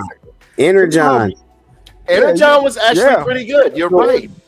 So and the toys for that were awesome. So remember, that's what I'm saying. Like the toys for Energon, you were getting like a nice size toy, like $20-$30, like this big. You know what I mean? You was getting like some good stuff. Wasn't it out at the same time that one the turtle cartoon, the real serious one? They were all out at the same time. Turtles counted off. That one was good. So, I love the art. But at that time, I think all the cartoons were kind of not really dark, but you know, they wasn't like kiddish things. Like they actually was like something that, you know, you adults or teenagers get into. I don't know. I'm just trying to say that was successful in my mind. Right. Energon, I think, was one of my favorite series out of all of the modernized versions of Transformers. The Americanized or Westernized ones. We're not going to talk about the Asian Transformers like Super Convoy and all that other stuff, but like the ones over here, Energon, I was really into. I love the toy designs. You got like a big giant toy with that. You know what I mean? You got like a night, like, and it was made out of good solid plastic. I still got some of that junk in the basement, man. Good stuff, you know, but I just think that when it comes to the G.I. Joe, if you do the whole, what they doing in the comics, like what I'm saying is, if the comics is successful, take that same playbook, make it into an animated form, and then put it in live action. There you go. There you go. You know how many toys you will sell? And I say this all the time. I said, put what you got on the screen again, like with the first phase of Marvel. The reason why it sold so well, why they made billions, like with all your favorite toys. You took a comic book that people were familiar with, and you threw it right on the screen. That's all you did. And then you put them all together. It was missing a lot of Avengers, but you loved it because it was familiar.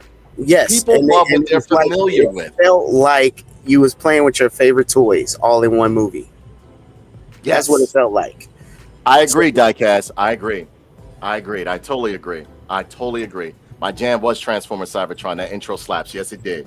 The Transformers Cybertron was very good. And that, from what I read, it had a good budget to it, too. And that's all I'm saying is, if it's working in a comic, bro, then you got source material. Take that information and translate it into animated form, then make a live action movie. You can have G.I. Joe and Transformers. Look, they don't have to always be in the same movie. Just do a movie where they all come together in the end, like an Avengers. But currently, how the G.I. Joe series is going by, what's the name of that company that's doing G.I. Joe and Transformers right now? The comic book. They're doing a comic book. Skybound. Skybound, yeah. You could listen, the characters that you couldn't put in the comic book, or you couldn't get to the comic book, if you make a short animated series or make a movie. You understand what I'm saying? Under the Veil, written by Sky, because Skybound is doing some. But ladies and gentlemen, for those of you out there who are big fans of G.I. Joe and Transformers, please read the Skybound comics that are out there now. They are now they're not kid friendly. I'm gonna be honest with you. They ain't kid friendly, but damn sure the storyline is amazing. Yeah, people die in this comic. The comic made me like them. And the Decepticons are really put it like this. Look, you know, because I know some kids are probably watching this, but the Decepticons are very nasty to people. They're nasty to each other. Very nasty. They And nasty to each Brody, other. yes. You even got some Autobots that's nasty to each other. Yo, the Don't kill it. what I like Don't kill is it, but you can tell Cobra him like Commander one thing, is not an idiot. He is a fantastic tactician in this comic, Exactly. bro. He is Exactly. dangerous. You are Yes. afraid of this dude. Like he Yes. is not playing. Yeah. Like you think he's an idiot. No, he's playing the long game. He is playing stupid, but he outsmarts everybody, yes. including Galapagos and all of the Cobra Law people. He done outsmarted everybody. Mm-hmm. It's so Tell me good. that fight between him and Nemesis Enforcer wasn't the shit though. Tremendous. That shit was good. That fight between him and Nemesis Enforcer was good. Yo, I didn't like Nemesis as a kid. I like him now because of the comics, yo. Yeah. But I like Nemesis Enforcer because before I was just like, I get him, like, but because no, of Nemesis the comics, Enforcer is scary because he's strong as I don't know what. He's and you know that's not his true form, right? Yes. And he's still just, ripping heads off. And even the Dreadnoks is killing people. Like, everybody's getting it. It's crazy. It's crazy. And the Transformers are nasty. Nasty. Oh, my God. Nasty, bro. But the guy who's writing Transformers is a wrestling fan, by the way. Because he's got Optimus clotheslining, pile driving, suplexing. Yeah. He's doing all kinds of wrestling moves, taking people out. It's hilarious. Yeah. But it's good stuff. Yeah. Yes. Do yourselves a favor. Please check it out. It is very, very. I mean, they even created new characters for this universe. So they have characters that they originally made to fit into this universe that they created. It's a large universe. And when I'm saying that, yes, G.I. Joe and Transformers, but they're going beyond that. They're still in space dealing with stuff. You see Hot Rod in space. Like Hot Rod, we didn't see to the original movie, but he's actually in space trying to find. Yo, this is crazy, man. He's it is. Everybody's getting a shine in this. Everybody. Yo, that Duke book was good too because they thought he was nuts, bro. Scarlet was good. Scarlet was good too. What is Destro? Destro is amazing. I didn't even know this about Destro. Like I didn't know this dude came from wealth already. Like I didn't know. Yes. I mean, but there's a lot of things I don't know about G.I. Joe. Everything. They were, from what I remember from the original lore, first they started out as gypsies, and then like one was persecuted, and he became a madman that started selling weapons, and it went down the family line. Yeah. That mask is like handed down through the line. There are a lot. I'm all for it because there's a lot of things I'm learning. Because I'm not the historian on G.I. Joe or anything, but I still like it. So I'm learning a lot of things. And man, this is just, when I say rugged, man, this is rugged. This is rugged. And you didn't even know that Scarlet was a freaking ninja, bro. Like a ninja. Yeah, this chick is a ninja. And what I like is that they didn't go with all that. Oh, this, that, and the other, blah, blah, blah. She knows how and when to attack. No bull. Like, she is definitely, she is that one. That's all I know. And I like it. I love it. And people are getting it. They are not holding back about who killing. Yo, did you? And you know what I liked in that Duke book? They made it seem like Duke was a psycho. Like, yes, I'm telling you, I know what I saw. Like, General Hawk was like, he wanted to lock him up. I read it was the Duke when Duke was phenomenal. Yeah, and I like in the beginning they showed how Duke, like, sometimes they send him on extraction missions, and you saw him like with a little kid. And he was like bop bop bop, just like plugged the hell out of like 3 people, like it was nothing. I don't know if you read the one where he went against Major Blood. Yes. But you found out how Major Blood loses his eye and everything. Yes. You didn't even know. I was like, yo, he took his eye out. Man, I thought he was dead for real. But nah, he's right. He just missing out. I was like, yo, that's what's up. Yo, I was like, yo, they doing their thing with this, man. And I love the artwork too. Yes, looking gritty and grungy and stuff like that. And I like how they was putting the team together.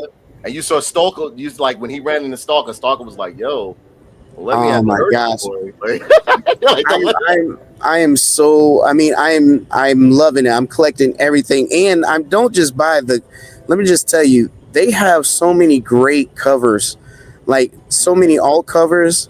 And I know they got the 1 in 13s, like the 1 in 13s obviously are the collectors, but just getting the alt covers are crazy. Like, Yeah. right now they have a the old 13 covers. print. I haven't seen the old cover yet that I don't like. They're They all beautiful. They're all beautiful, especially for the Transformers too. and I'm on loving the the way they're doing the Transformers right They now, look- they have a 13 print that's all gold plated. Mm, Nice. And all of the first 10 books all gold plated. And new alt covers. Like, it's hard not to buy them because that's why I just like, man, I gotta stay away from this because you want it because it's so nice. Like, they Right. did this for the fans. You just hardly ever. Let me tell you, Absolute Batman #1, you'll never see that in reprint. It reprinted 3 times, is done. That book is now $87. It's new. It just came out January or December. The shit is new and it's $87 already. What I'm saying is, yeah. do yourself a favor, and if you haven't, if you don't want to buy the issues, that's cool. You can get the trades. The trades give you all the first 10 books in one book, and that way it gets you caught up. But honestly, the Energon universe is amazing. Whether you a G.I. Joe fan or a Transformers fan, I was the one who told my friend in the diecast. I was like, bro, you got to start reading this shit. He was like, yeah, I'm gonna get to it. I said, trust me. Start with the G.I. Joe first and read, because I didn't want to kill it for him. And I was like, diecast. See, Transformers 1 leads into Duke. So if you start with Transformers 1, that leads into G.I. Joe. Well, see, I started with G.I. Joe, and then I went to Transformers 1. Yeah. You know what I'm saying? But that's how they did it. They started with Transformers 1, and because Duke shows up, obviously, you just don't know it as Duke. And then it goes into G.I. Joe, and then Cobra Commander and Duke have 2 different stories, but it shows Transformers because, I mean, Megatron is held hostage by Cobra Commander. And he's using his technology to develop his weapons. So can I mention one part? Did you see what Megatron did to get a pair of eyes? I have it, but I didn't get to finish reading it. I'm not gonna kill it for you. Just go I read that book. It's fucked up. It's good, but it's messed up. I was like, bro, like, put it like this: everybody's expendable. That's what I'm saying. That's what makes this exciting. Everybody can get it. In this book, you thought Transformers the movie 1986 was brutal? Nah, you gotta read these Skybound ones, man. They brutal. No, one of your favorite Transformers, not spoiling it, gets killed in the first book. Oh, period. I know what you're talking about. Yeah, I'm just saying for anybody who's watching. I'm not telling. Yeah, but I was like, we're not making this. Anybody can get it. Yeah, that's all I know. Yeah. You afraid every episode, every book. You're afraid because you don't know who's gonna die next. Yeah. Diecast, believe me when I tell you, it's a thing where, though, as a matter of fact, what we'll do every now and then, I guess when a new book comes out, we can sit and do like a little podcast and discuss what we liked and what we didn't like about it. We can start by just doing the first. Yeah. So that way it'll give you time, or like Diecast. Have you read some of the first issues already of Transformers, of the Skybound versions? They're good. Because like he's a big Transformer fan like ourselves. And ladies and gentlemen, be sure to check out his channel, Diecast Norbs on YouTube. He does great Transformer reviews, so on and so forth. The guy's a great guy. He really is a master in his craft, as well as the rest of us here. But he's really good. And be sure to check out my man PK at 4GQ TV. He does everything over there. Everything. Yes, I would say if you are a fan, brother, it will blow this. You won't see Transformers the same. You have no. They put it like this. Even the Autobots are nasty to each other to a certain extent. Like, we're going to talk about Prowl, that Mustangy boy. That Mustang. Yeah, I told you he's not really that good. Mirage is that way. Mirage is that guy too. He's supposed to be the guy that everybody think he a traitor. And that's what I'm saying is, like, I don't get how they, but anyways, but do yourself a favor, man. That is great. And yes, they bring Jazz back in the book and he gets to shine in the comics. So that's, gangster. Yeah. So PK, closing thoughts on Hasbro going into like like divesting them a lot of their funds, if not a majority of their funds, into gaming. What do you think? I would say for closing that I hope that they, again, as we all alluded, try to partner with people who care about the IP. And also, because if they care about the IP, then we'll have a war and Fall of Cybertron situation where it is a great game everybody loves and attached to. Or we'll end up with a situation where it's like Transformers Activate, where it'll get canceled because of whatever production is going on or whatever kind of nonsense is going on behind the scenes. The other thing is, you try to look at what makes then I gave Pokemon, for example. Pokemon is the largest IP in the world, Guinness Book of World Records. I'm not making this up. Use their playbook to make your IPs successful. They launch cartoons and everything simultaneously for a reason. Right. And they do it in the fall right before Christmas for a reason. Yep.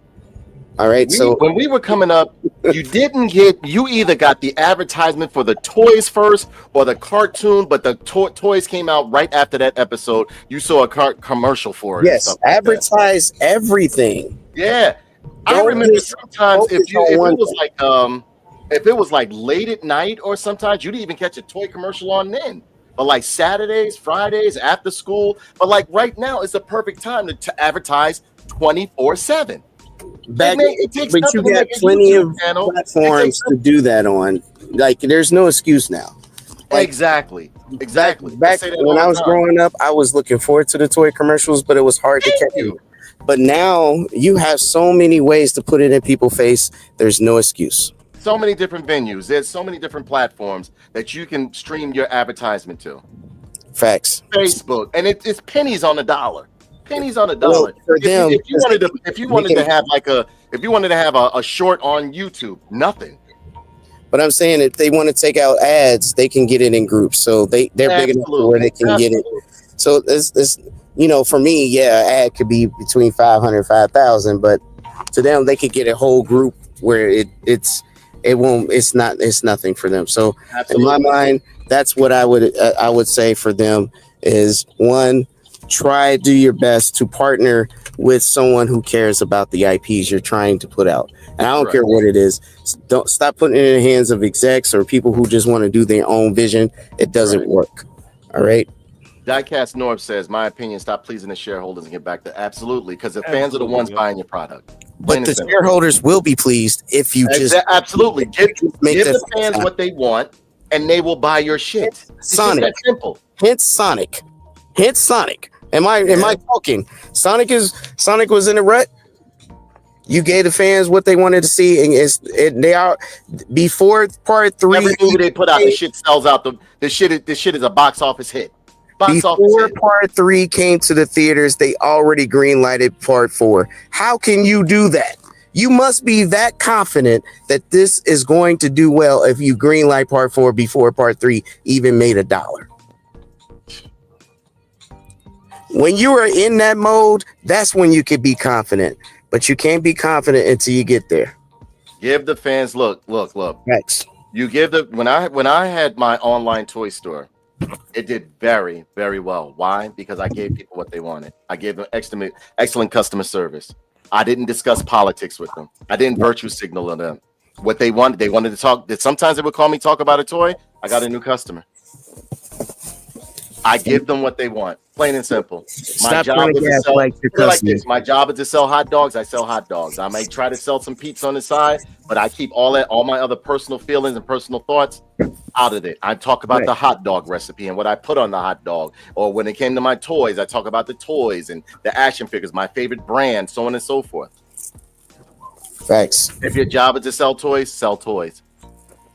Don't align yourself or whatever. Exactly. Just make sure that the people who are your customers get what they want. Absolutely. Not what you want them to have. I would have to charge a higher premium, but because of my excellent customer service, my knowledge of the brand or the IP, whatever the case may be, people will buy from me. They didn't buy from me because I was telling them like, oh, you should do this and politically. No, they don't want to hear that. We are into toy, sci-fi, and pop culture for the escapism. That's what we're in it for. Facts. We don't need to be told what we should and should not be doing, what we should and should not be allowing. This is that and the other. We're not dealing with identity politics or anything. I've never liked the character due to the color of their skin. I like them for what they stood for. I like Skeletor. He's blue. The story Absolutely. behind the character is Exactly. what matters. I like them. I like the abilities that they have. I don't need to see. I'm not looking for. Even as a kid, I never looked for a character that looked just like me. I'm looking to see what he does. I like Schwarzenegger. When I was a kid, I wanted to be big like Schwarzenegger. I didn't care what color he was.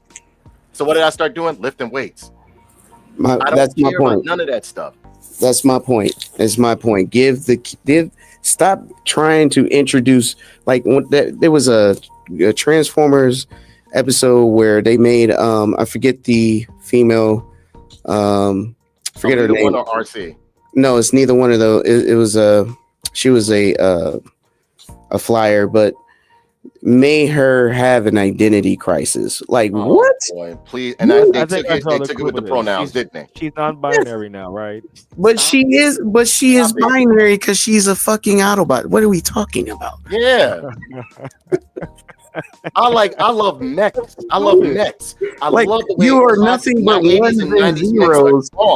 Ones Am I and looking to zeros. identify with them? No. I like the way they look. I like what they do. Like ones and zeros is the definition of binary. You're gonna say you're non-binary. Like what? Stop doing this. All right, stop it. And then the show just started flopping after that. Flopping. My guy is it was like the Nobody worst. cares about it in the end. Like, who gives this shit? Yeah. So Hasbro, please. I know, Yes. you guys got to venture into a new, an unknown territory. And yes, I know you guys have made games before, but you see none of your games are still lasting. I'm trying to tell you, be careful. Be very careful. The gaming field is not like the toy field. The gaming field, all of those people over there got ADHD. They got ADHD, boy. And they in today, gone tomorrow, bro. You do one wrong thing. You crap out one wrong game. You do some bad business practice with that game, trying to nickel and dime them or go with a live service with a game that shouldn't be a live service, you clapped. You're done. You're done. I'm telling you, your company will fold. I'm telling you, you got to be careful. So, ladies and gentlemen, I hope you enjoyed the show tonight. This was our little, get together and stuff. We're going to start doing this more often. You're going to get to see my ugly mug on a regular basis in 2025. And in 2025, we taking nothing but hot fries. I ain't taking no cold fries in 2025. But ladies and gentlemen, give a big shout out to you, the guests. We had Diecast Norbs here today. We also had my wonderful friend, Count Kenny, and absolutely check out my man, and I'm going to put the banner up here. Check out my man, 4GQ TV, aka PK. He does a fantastic and phenomenal show along with the rest of his hosts up there. So, I guess that's it. Ladies and gentlemen. Be sure to hit the likes because I got like over 20 people watching. Whatever the case may be, hit the like button. Visit everybody, follow everybody. Love you guys. You're the absolute best. And remember, when you buy a toy, what do? You bust it open, man. All right. Now take care. Everybody say good night. Let them know where you're going to be at, whatever you're going to do, what you're going to do.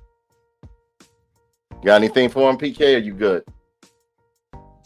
Yeah, just thanks for everyone coming out, and I appreciate the invite. It was a great conversation, and Absolutely. definitely anyone that want to check me, definitely come by for GQ TV. It's not hard to find me. You can Google me, and we broadcast usually Twitch, YouTube, Rumble, all simultaneously. So it doesn't matter where you find us, and come check us out, man. We definitely have a lot. We have a good time. We that's all this is about. We're all fans at the end of the day. Right. Ladies and gentlemen, Captain Kenny, anything you want to tell him? Give a big shout out to Mr. R.L. Stein, Mr. AKA Mr. Galvatron, AKA Serpentor, AKA Firefly. Don't look at my face, AKA the mysterious mop assassin, Count Kenny right here. Go cop that new Goosebumps, but don't come looking for Kenny. Cop the new Goosebumps. Go cop that new one. It's coming out next month. Hot. All right, ladies and gentlemen, that is it for us. We are about to go and dock. And I hope you guys. Oh yeah, be on the lookout. We will be doing. I will be doing some gameplays as well. We also do We also do video game reactions and reviews, so on and so forth on Tough Nerd Toys Gaming. But yeah, that's it for tonight, ladies and gentlemen. I hope you enjoyed the time. Hope you guys will see us again. Hope you guys visit us again. Had a great time. I will catch you later. And remember, bust it open, ladies and gentlemen. Stay frosty.